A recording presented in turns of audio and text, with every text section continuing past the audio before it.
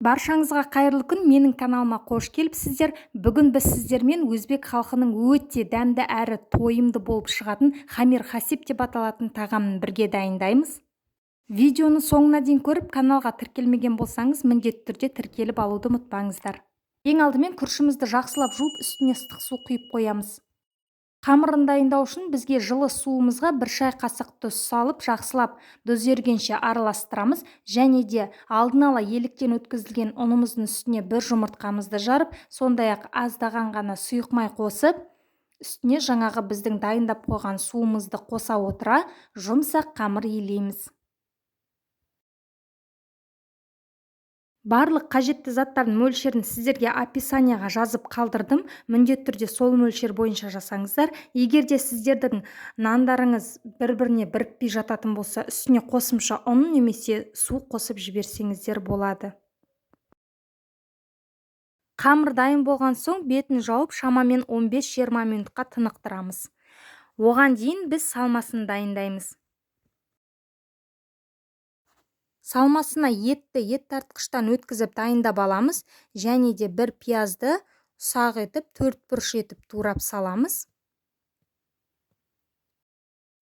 Сондай-ақ күрішті бір қайнатып саласыздар, және дәміне қарай тұз, бұрышты салып, жақсылап салмасын бір-бірімен біріккенше араластырамыз. Уақыт өткен соң біздің манағы дайындап қойған қамырымызды тағы бір басып, 10-15 минут аралығына тағы да бетін жауып қойсақ, біздің қамырымыз өте жұмсақ, иілгіш, әдемі болып тұратын болады.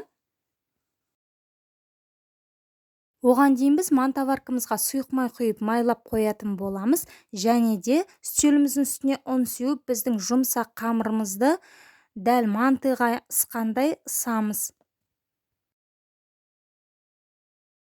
Мінеки, июі әбден қанған нан осындай өте оңай әрі тез жайылатын болады. Өзі сондай жұп-жұмсақ, бізде осындай үлкен нан шықты. Енді нанымызды пышақтың көмегімен мантыға кескендегідей 4 бұрыш етіп кесетін боламыз. Бұл жерде мен әдемі көріну үшін мантыдан сәл кішірек етіп кестім. Мінеки, осылай кесіп болған соң біз түгелдей салмасын салып шығамыз. Салмасын міндетті түрде бір жақ шетіне қарай орналастырыңыздар. Мінеки, енді дәл видеодағыдай біздің хамир хасибтерімізді орап шығамыз. Сіздерге тағы да бір көрсетіп жіберейін, жасалуы өте оңай. Дәл осылай хат секілді орайсыздар. Ең үстін және екі жақ шетін басып, ортасынан орайсыздар. Мінеки, дайындалуы өте жылдам, мантыдан да тез дайындалады деп ойлаймын. Барлығын түйіп болған соң біздің мантаваркамызға орналастырып шығамыз. Суы қайнағаннан соң біздің хамир хасибтеріміз шамамен 45-50 минут аралығында пісіп шығады. Қасына пияз бен томатты қуырып, және де кез келген соус түрімен ұсынсаңыздар болады.